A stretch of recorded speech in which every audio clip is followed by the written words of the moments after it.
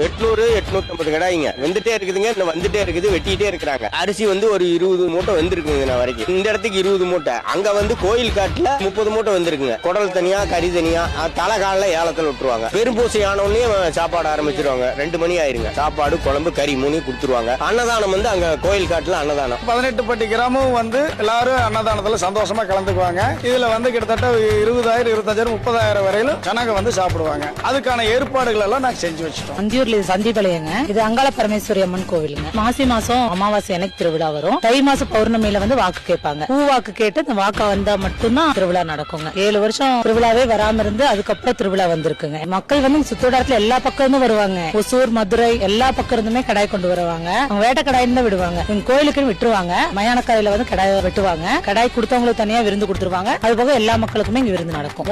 முதல்ல கடாயின்னு சொல்லிட்டு அந்த காலத்துல இருந்து கொடுத்துட்டு இருக்காங்க. முதல் கடாய் அவங்க தான் கொடுப்பாங்க. ஃபர்ஸ்ட் ஒரே வீட்டுல வெட்டுவாங்க.